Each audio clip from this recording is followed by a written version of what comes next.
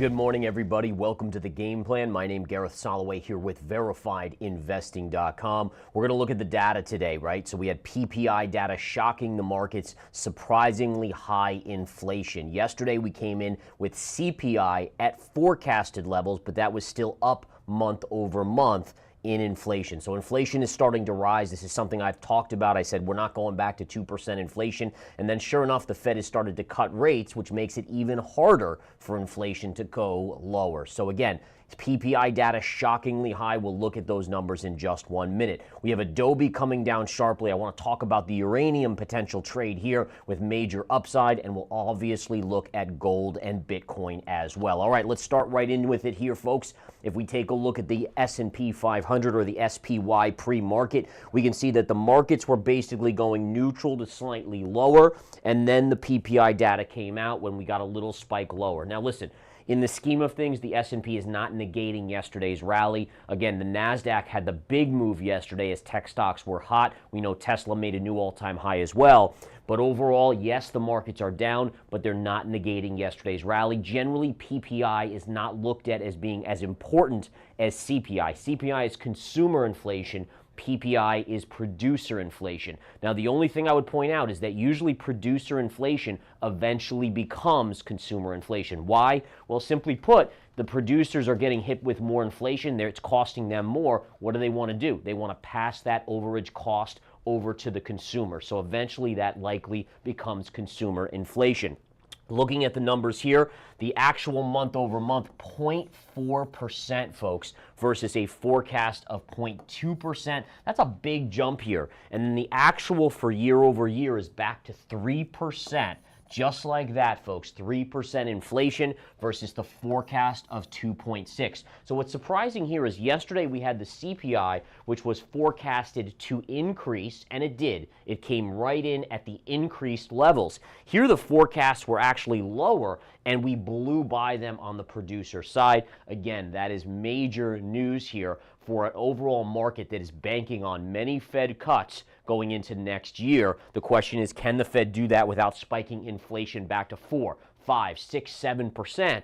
Obviously, there's one way to get out of inflation making a big move up. It's probably a recession. That's really the only way at this point that we're going to see that happen. All right, let's go to some charts here. This is one of my big favorites to show right now. This is the NASDAQ. Now, the NASDAQ yesterday broke 20,000 for the first time ever. Now, if you know the way I've talked about it and what I teach in the Winning Trader series, we talk about how major even numbers oftentimes have a subconscious psychological impact where it kind of can be the blow off top through those even numbers. In fact, we saw it just a week ago or so with Bitcoin when it broke 100,000 and then it came back to 91.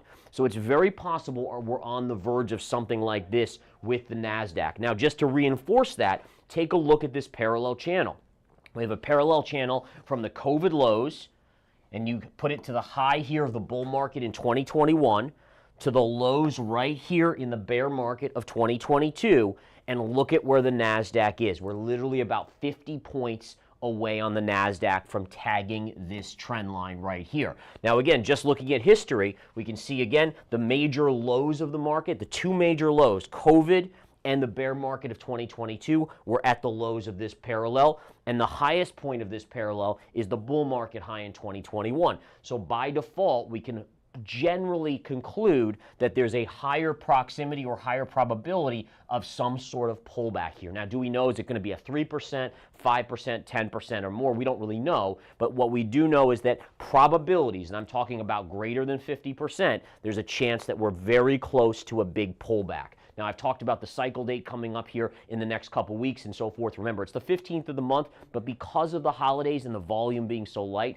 I'm not really assuming any major events will occur until we get into January. But again, I just want to give you guys that cycle date anyways, because that is important to keep an eye on. All right, so again, look for that NASDAQ to pull back over the next few weeks. If we tag that upper trend line, again, it's about 50 points higher on the NASDAQ composite. All right.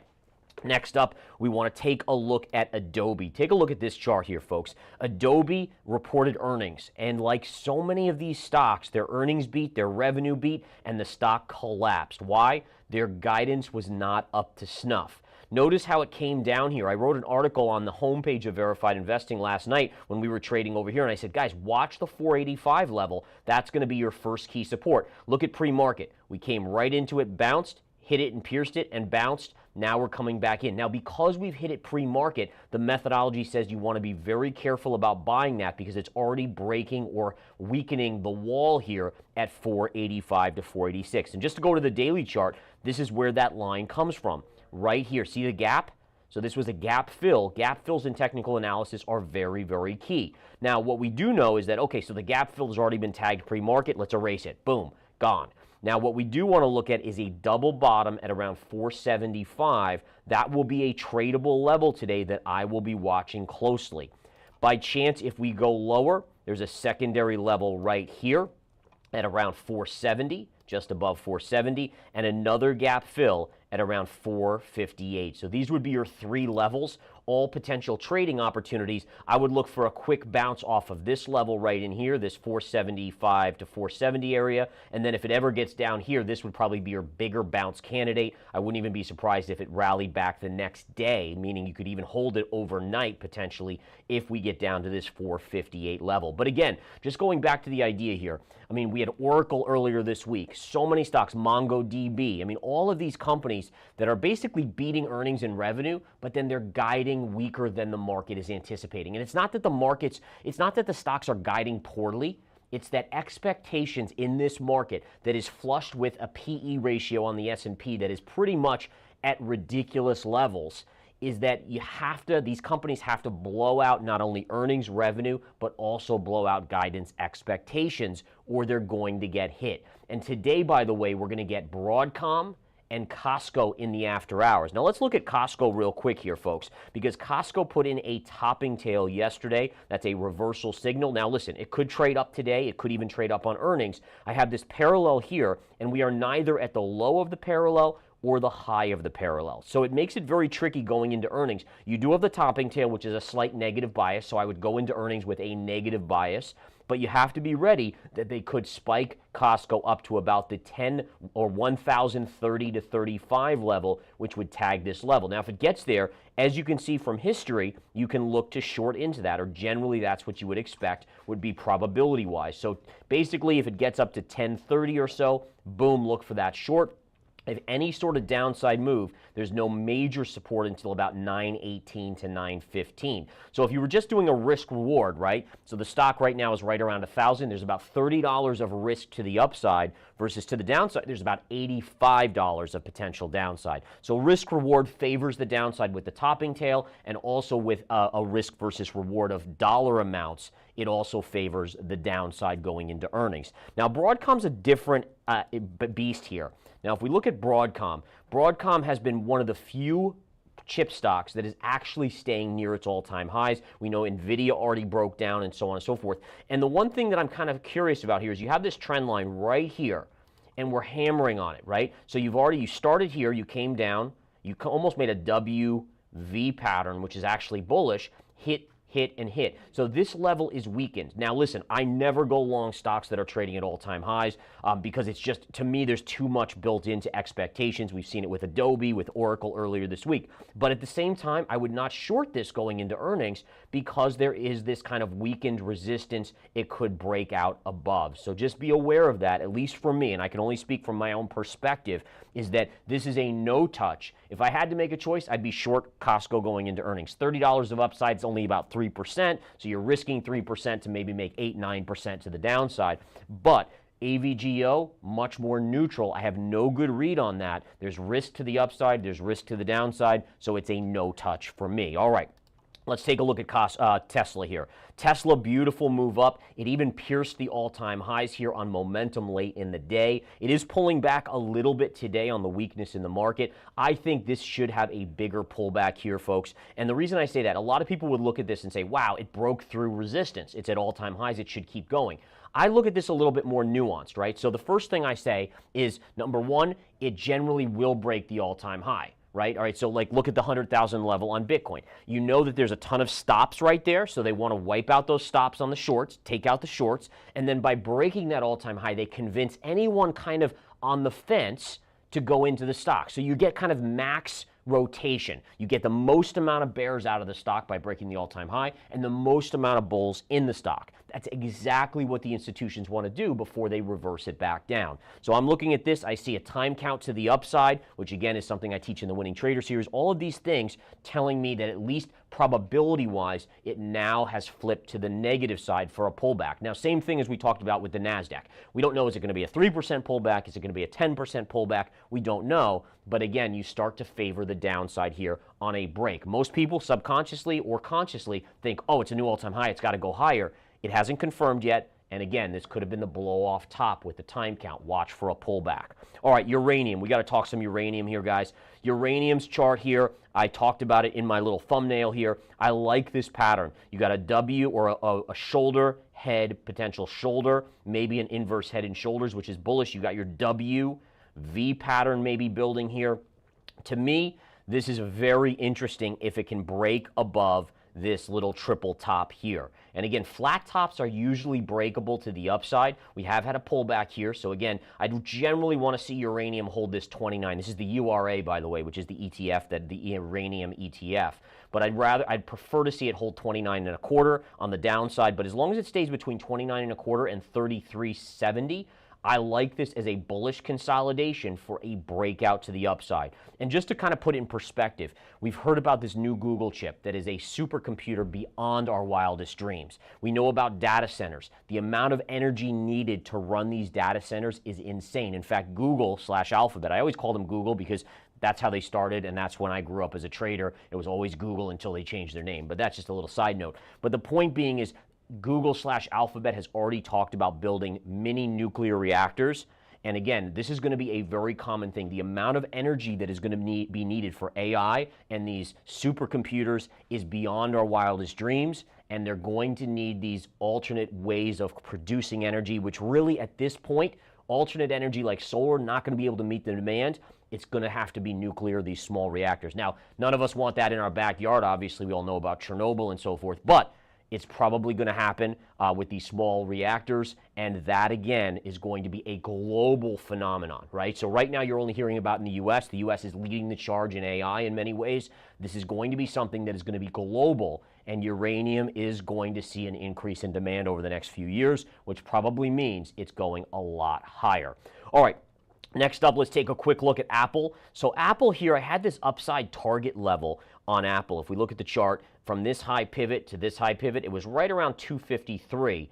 Now, yesterday it came close and reversed. So again, one thing to keep an eye on is, yes, maybe we go up there, but you can't discount the topping tail put in on the chart, which is a reversal bearish signal. So again, keep an eye on this, guys. Apple may have put in a top, even though it didn't achieve my upside target. It still may have put in a top. Watch for a confirming move. Any sort of lower close today would confirm this topping tail as a short-term top, maybe even a long-term top. Downside target would be around 232 to 233 right down here. All right, guys, so again, we just continue to move through here. We want to look at Bitcoin real quick. Here we can see again, and I'll go over to the big board here to go over Bitcoin. Bitcoin is pausing today thus far. Now again, we had the beautiful move. We can see the small parallel. So we have parallels within parallels, which is amazing stuff, right? You have these lows right through here, okay? We got right down here the last few days, and sure enough, it surges right back up, high, high. And then the idea here, and what I'm thinking could happen, and remember, it's always subject to not happening, right? Everything we talk about, it might have, I usually don't bring it to your attention unless there's about a 75% chance of occurring. Otherwise, I don't really, for me as a trader, if it's not 75 or greater, I'm not even looking at it personally. But the idea is, I do think that this continues to favor it. You have your upsloping channel within the bigger channel that goes back to the 2007 highs. Look at how these two lines are merging right over here. And again, the idea is I could see us going like this right up into it and then seeing that pullback off of that level that I've given you now for probably about a month. We've talked about my target being $107,000 to $108,000. So that, again, is very intriguing how this parallel is meeting that upper line right at that key level. All right, so let's keep an eye on that. I remain short-term bullish on Bitcoin till at least that parallel, those two parallels are, joined together and essentially meet. All right, next up, let's take a look at oil real quick. We'll go into gold. Oil is pulling back. It did close above this little bit of a level here. So again, it hasn't confirmed a breakout, but it's borderline. If it can confirm, it goes to 74, and again, I will be looking to potentially short it at 74. If we look at natural gas real quick, nat gas upticking just a little bit. Again, you just have this upsloping trend line here. You can see it very clearly right through here. If this breaks, you get a bigger move down. As long as this holds, we could easily go back and test 365. As of now, no trades from me whatsoever on it. Now let's look at gold and see what gold is up to. Gold is actually fascinating. So you can see for members in my service, my commodity service, I drew this on because again, you had a 3-bar surge, you closed, and this is very nuanced, but let's in fact go over to the chart here. So as a technical trader, you pay very close attention to the wide range red candle. All right, remember what we talked about. So as long as we were inside of this parallel, that's a classic bear flag, it favored downside by about 75 to 80%. Once we broke above it, it reduced the probability of downside to probably about 65%. Once we close, see this candle right here yesterday, it closed above the high of the red. Essentially, it swallowed up the red or negated the red candle. That flips probabilities now to the opposing side. So what it means is that you're still going to get pullbacks in gold, but now you look to see the pullback like this that'll lead you to your next move to the upside. Now again, is it possible that we could crash all the way down and that changes again? Absolutely. My job as a trader is to just be taking into account every candle is a new piece of the puzzle.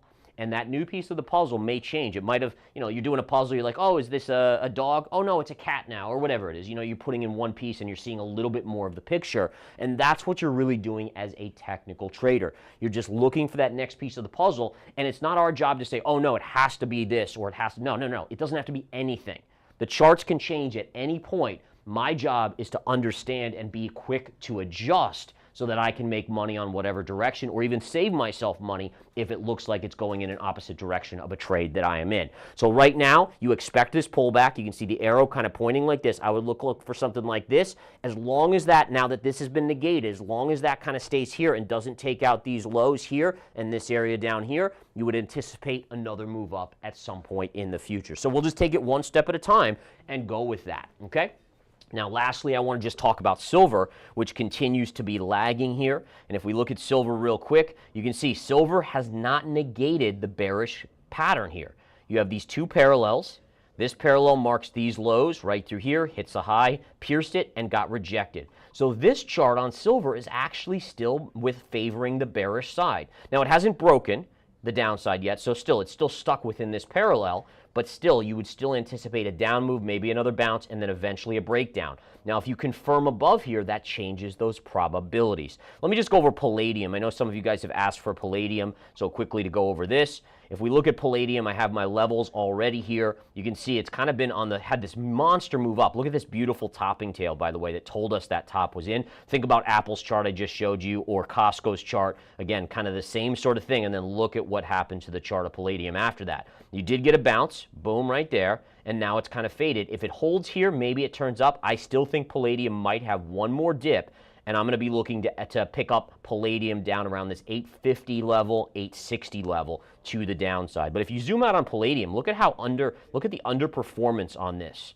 Amazing how low it is compared to gold versus where gold was. I mean, think about where gold was in 2023, under 2,000. Palladium was basically equal to gold at around $2,000 an ounce.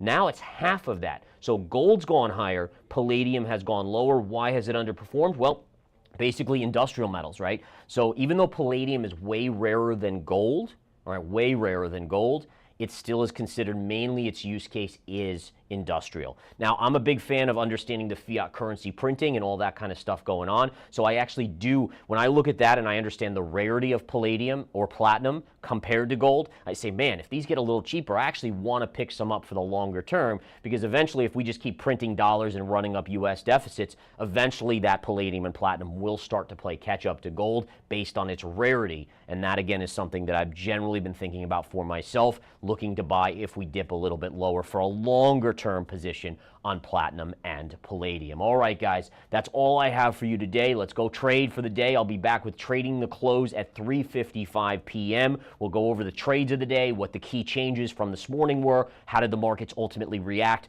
to this PPI data. Thank you so much for supporting us here at Verified Investing. It means the world to me, means the world to the team here. I really do appreciate it. I'll see you guys later today. Take care.